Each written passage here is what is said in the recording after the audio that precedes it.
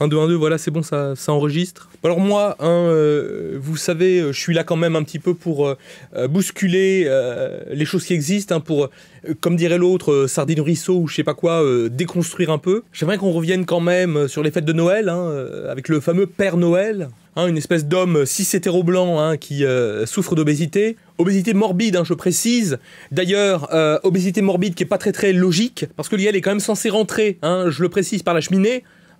Et quand on connaît la taille des cheminées, on se dit quand même comment c'est possible que le gars il fasse la taille d'Iseut. Voilà, moi je pose la question. En plus, on m'ôtera pas de l'idée qu'un homme cis-hétéro-blanc, alors ça je le précise quand même, on m'ôtera pas de l'idée qu'un homme avec une grosse barbe et qui adore beaucoup les enfants, il y a quand même quelque chose qui dérange dans l'image du Père Noël. On est quand même plus proche d'Émile Louis que de Gandhi. Et encore Gandhi, on pourrait en parler des heures, mais voilà, là je parle de Noël, je me concentre. Parce que tout est lié, voilà. Donc l'image du bonhomme obèse et barbu et ventripotent qui s'intéresse beaucoup aux enfants, je pense que à un moment c'est un peu gêné. Et que c'est pour ça, vous voyez, qu'on lui a flanqué une Mère Noël. Parce que l'homme qui ne témoigne pas de son activité sexuelle, il paraît toujours un peu bizarre, un petit peu suspect. Comme l'abbé Pierre finalement, sur lequel il y a des choses qui retombent. Parce que le gars avec Emmaüs, il t'évitait de t'endetter chez les magasins but, mais lui ça l'empêchait pas de voir les putes. Ça c'est pas moi qui le dis, c'est vérifiable. Donc après coup, le Père Noël, on lui a flanqué une femelle finalement, parce que c'est la Mère Noël, elle a pas de prénom, pour justifier que sa gentillesse envers les enfants, ce soit pas un vide-couille caché. Alors que là du coup, l'existence de la Mère Noël, ça justifie que le Père Noël il se vide les couilles une fois de temps en temps. Il y a de multiples facteurs qui mènent à l'existence de la Mère Noël, mais du coup le gros monsieur gentil qui offre des Playmobil à ton gosse, il paraît un peu moins bizarre si on sait qui baise. Parce qu'effectivement la Mère Noël, elle est pas là pour aider le Père Noël, c'est toujours le Père Noël qui vient livrer les cadeaux.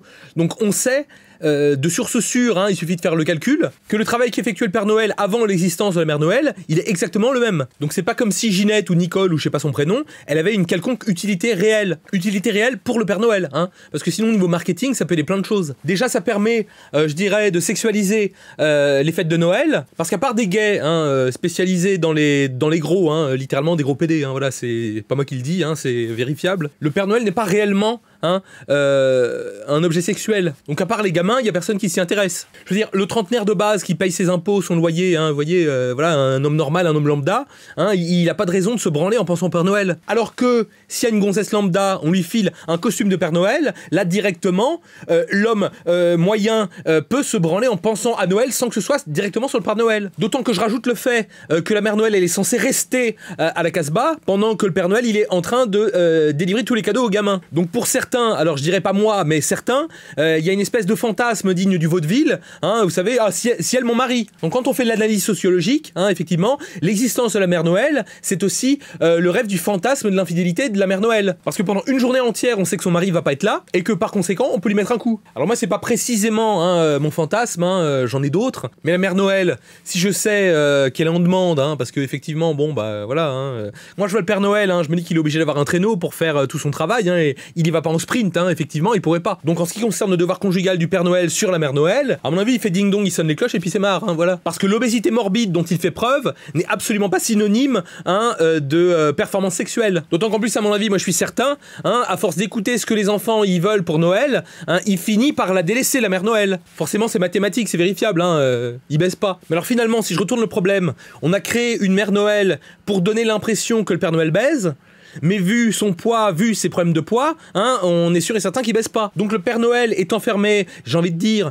dans une espèce de spirale de famille cis-hétéro-blanche, exactement la même qui se fait grand remplacer, parce qu'il n'y a pas de fils Noël, il n'y a pas de fille Noël, vous voyez. Mais en attendant, le Père Noël, il fait quoi? Il donne des cadeaux à tous les enfants du monde. J'ai envie de dire que le Père Noël, c'est un peu une allégorie de l'État-providence qui donne la CAF à des étrangers, tout en ne se lançant pas dans le réarmement démographique. Ça, c'est vérifiable. Ou alors, des mauvaises langues me diront qu'effectivement, à cause de son obésité morbide, il a les spermatozoïdes qui fonctionnent pas bien, mais ça, moi, je suis pas docteur, je sais pas. Ou alors qu'il a pas les épaules d'être un père. Parce qu'une fois dans l'année, donner des cadeaux, c'est pas pareil que t'apprendre à faire du vélo, c'est pas un vrai papa. D'autant que la figure du père, la figure paternelle, c'est quand même aussi celle qui donne des coups de latte dans la gueule, si le gamin il fait n'importe quoi. Alors que là, tout ce que le Père Noël se contente de faire, c'est de mettre les enfants méchants sur une liste. Et la liste du Père Noël, c'est pas la liste de Schindler, c'est une espèce de liste où finalement, il viendra juste pas chez vous. Mais si tous les enfants du monde sont gentils, ça lui fait plus de travail au Père Noël. Donc le Père Noël n'a aucun intérêt à ce qu'il y ait des enfants gentils sur toute la planète. Parce qu'on me rappelle, le Père Noël, il fait le tour de la planète. Alors moi je sais pas comment il fait, hein, parce que déjà moi quand je fais Limoges, Strasbourg, ça me prend quand même pas mal de temps. Alors là faire toute la planète, Ouagadougou,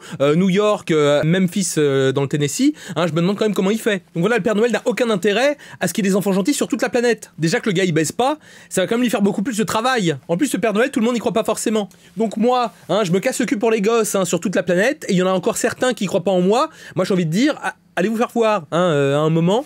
Non, parce que Timothée, hein, qui m'a demandé une voiture Playmobil, hein, moi j'en ai pas forcément toujours dans mon carrosse. Hein, si pour que derrière en plus il y a ses parents, hein, Stéphane et Vanessa, qui leur disent que j'existe pas, je vois pas pourquoi j'irais me casser le cul à aller jusqu'à Bergerac, d'autant qu'en plus à Bergerac ils ont même pas de cheminée. Hein. Donc voilà, moi le ressentiment du Père Noël, je pense que je le comprends dans mon être, dans mon âme. Et qu'on vienne pas me dire, hein, que c'est une espèce de cabale finalement pour faire vendre des jouets à la fin de l'année, parce que les enfants après, ça les habitue un petit peu trop à tout avoir tout cuit dans la bouche. Hein. D'ailleurs moi je me permets quand même de faire cette réflexion. Le Père Noël n'est pas celui qui fait les jouets, hein. C'est jamais qu'un livreur Uber. Parce que le Père Noël, hein, pour faire tous les jouets normalement, il a des lutins. Hein, mais les lutins, on sait qui c'est, ils sont pas en Laponie, ils sont en Chine. Et ça, c'est pas moi qui le dis, c'est vérifiable. Sur les jouets même de vos gosses, vous pouvez voir qu'en fait c'est marqué Made in China, hein, c'est pas fait Made in Laponie. Donc malgré tout, le fait qu'il y ait des gens qui croient au Père Noël, il y a quand même la Laponie qui s'attribue le mérite de la Chine. Hein. Mais la Laponie, c'est pas un endroit qu'on va visiter. Non, parce que moi, la Laponie, hein, si c'est juste pour voir 3 rennes qui s'enculent et de la neige, hein, je peux tout aussi bien aller à Chamonix. Hein, voilà.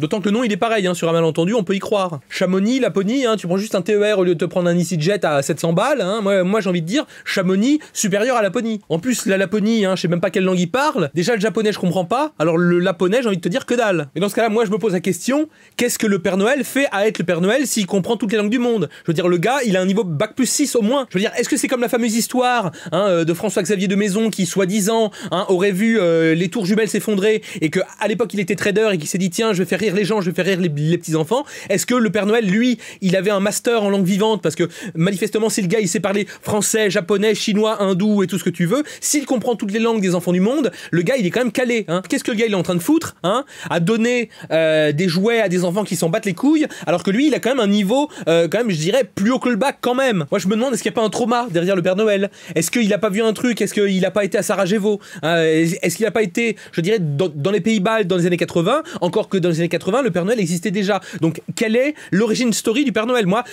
j'ai envie qu'Hollywood il me raconte comment le Père Noël est devenu le Père Noël. Parce qu'autant de mécénat, autant d'abnégation, moi j'ai quand même envie de dire, c'est quelque chose qui vient pas ex nihilo, hein. Ça vient forcément de quelque part, ça vient forcément d'un trauma. Et ça m'intéresse déjà plus, hein, qu'un film sur Noël avec Didier Bourdon et Noémie Lovski qui s'engueulent avec leurs enfants parce qu'il y en a un qui est vegan et l'autre qui est pédé. Hein, voilà. Moi je veux quand même savoir ce qui a mené au Père Noël parce que c'est un peu Adolf Hitler mais dans l'autre sens. Et là je me dis par le biais de ma réflexion que si le Père Noël c'est Adolf Hitler dans l'autre sens, peut-être que le Père Noël à une époque a été pris dans une école d'art en Autriche mais que finalement il s'est dit qu'il allait faire autre chose. Hein. Finalement si c'est la némésis d'Hitler, peut-être que lui, il aurait pu devenir un artiste, mais qui s'est dit qu'il allait en faire autre chose. C'est un peu un contre-Uno, finalement. Donc voilà, le Père Noël, c'est quand même une personnalité un petit peu bizarre, un petit peu spéciale, hein, un petit peu comme moi, finalement. Parce que quand on réfléchit, hein, moi, je donne de ma personne aux autres, hein, finalement. Tout ce que je fais, hein, c'est quand même quelque chose que beaucoup ne pourraient pas faire. Parce que moi, j'ai quand même décidé de donner de ma personne. Hein. Moi, j'ai quand même envie de dire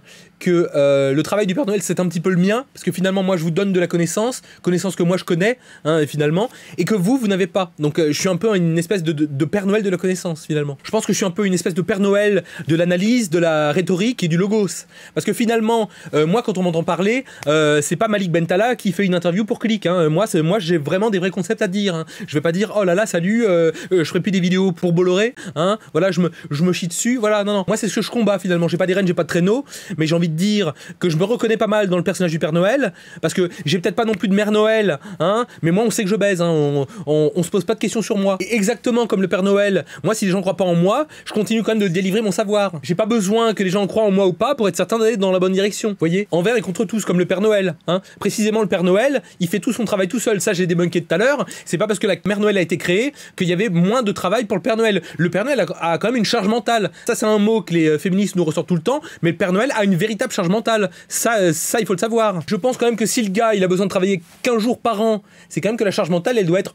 mastoc, hein, elle doit être plutôt maous, comme on dit. Donc voilà, c'est pour ça, moi je vais débunker le Père Noël un petit peu, voilà, aujourd'hui avec vous, parce qu'effectivement, c'est des questions qu'on se pose pas, mais moi je suis là pour les poser. Hein. Effectivement, là on se pose surtout des questions, hein, pourquoi Manuel Valls est de retour au gouvernement, pourquoi François Bayrou est de retour d'ailleurs, pourquoi a-t-on confié un poste à François Bayrou, mais moi j'ai envie de dire que le Père Noël c'est plus important, parce que moi je pense quand même que dans la hiérarchie des hommes, il y a le Père Noël et puis il y a le reste. Mais il y aura beau avoir un jour, hein, une déchetterie Emmanuel Macron, une rue Manuel Valls, hein, ou une espèce de place François Bayrou, hein, le Père Noël restera dans le cœur des enfants. Hein, ça c'est vérifiable, c'est pas moi qui le dis. Alors entre nous qu'on se souvienne de toi juste parce que c'est une rue dans laquelle on peut prendre un PV, moi j'ai quand même envie de dire que le mieux c'est d'être quelque chose d'immémorial, hein, et qui reste parmi les millénaires. Je me permettrais de dire d'ailleurs qu'il n'y a pas de statue du Père Noël, parce que du coup celle-là, les décoloniaux Rima Hassan, ils pourront pas la déboulonner, hein, parce que déboulonner des statues, ça c'est quand même un truc qu'ils savent faire. Mais en attendant, hein, construire un mur de briques ou appliquer du placo, ça je suis pas certain que les gens de la France Insoumise ils savent le faire. Alors que le Père Noël, moi je le vois,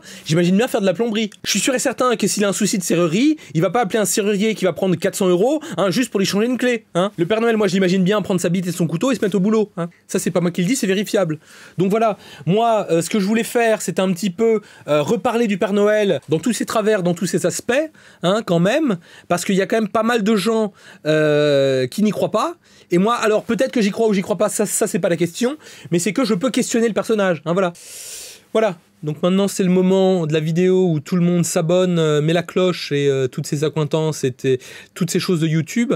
Moi j'ai envie de dire précisément que j'étais là pour poser les bonnes questions. Hein, voilà, peut-être que on se souviendra pas de moi pour certaines choses, hein, pas comme des films que j'ai pu faire, mais j'ai envie de dire que précisément les questions qui ont été posées, elles sont là, elles sont un petit peu comme des briques dans le tissu de la société, et moi j'ai envie de dire quand même que j'étais présent pour ça. Et je m'aperçois d'ailleurs que la vidéo est plus longue que les autres, parce que j'avais plus de choses à dire que sur les personnages et les mondes dont j'ai parlé précédemment, hein, parce qu'effectivement, le Père Noël s'inscrit dans le réel. Ça c'est vérifiable. Donc bon, je vais m'arrêter là, parce qu'effectivement, je pense que Ganesh a pas mal de pubs à mettre sur cette vidéo, parce que faut pas se leurrer, hein. Lui, s'il me fait parler pendant longtemps, c'est parce qu'il sait bien que moi je ramène du monde, hein. Je suis un peu Beyoncé dans le Super Bowl. Parce qu'on va pas se leurrer, les ricains qui regardent le Super Bowl, c'est pas du tout pour voir 3-4 connards avec un ballon ovale dans les mains. Hein. Ils sont là pour Beyoncé, pour Michael Jackson, pour Snoop Dogg. Hein. Donc voilà, les gens qui viennent sur cette chaîne, c'est pas forcément pour voir Ganesh en train de monter des Gundam